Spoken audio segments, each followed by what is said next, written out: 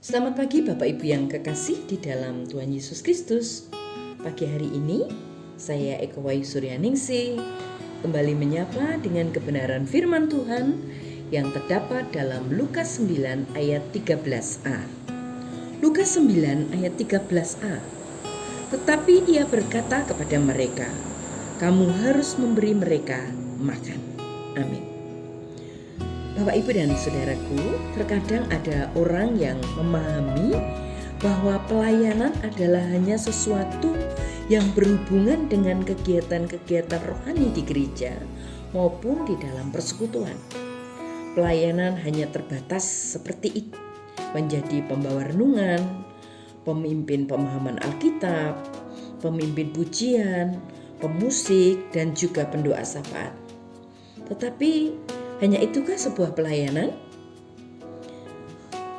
Ketika orang banyak terus mengikuti Yesus, Tuhan Yesus tetap melayani mereka dengan menyampaikan berita tentang kerajaan Allah dan menyembuhkan orang-orang yang sakit. Menjelang malam, murid-muridnya meminta Yesus menyuruh orang banyak pergi agar dapat mencari tempat menginap dan makan. Tetapi alangkah terkejutnya para murid ketika Yesus mengatakan bahwa mereka harus memberi makan orang banyak itu. Para murid mungkin berpikir bahwa memberi makan bukanlah menjadi tanggung jawab mereka sebagai pelayan. Yesus mengajarkan kepada murid-muridnya suatu tanggung jawab pelayanan yang lebih luas dan menyeluruh. Itu sebabnya di dalam Matius 25 dikatakan, sebab ketika aku lapar, kamu memberi aku makan. Ketika aku haus, kamu memberi aku minum. Ketika aku seorang asing, kamu memberi aku tumpangan. Ketika aku telanjang, kamu memberi aku pakaian. Ketika aku sakit, kamu menjenguk aku. Ketika aku di dalam penjara, kamu mengunjungi aku.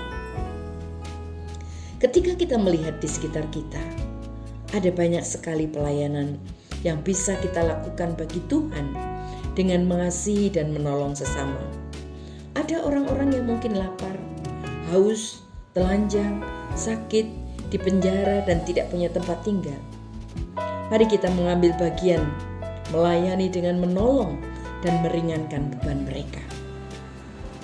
Pelayanan itu begitu luas, menembus keluar dari tembok-tembok gereja dan juga dari persekutuan. Itu sebabnya Bapak Ibu yang kekasih di dalam Tuhan, mari kita belajar meneladan Tuhan Yesus Kristus dalam melayani, membagikan kasih kepada banyak orang, tidak hanya terbatas pada pelayanan-pelayanan yang ada di dalam gereja. Pelayanan-pelayanan di luar, pelayanan-pelayanan sosial yang kita lakukan adalah bagian dari pelayanan yang Tuhan juga percayakan bagi kita untuk mengasihi sesama kita. Kiranya firman Tuhan hari ini menjadi berkat bagi kita. Amin. Mari kita berdoa. Tuhan Yesus, terima kasih buat firman-Mu pagi ini, mengingatkan kami bahwa ada banyak pelayanan yang Tuhan siapkan bagi kami.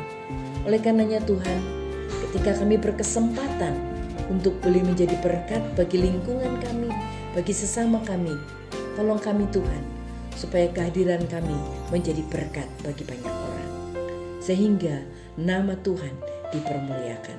Terpujilah Engkau Tuhan, dalam nama Tuhan Yesus kami berdoa, haleluya, amin.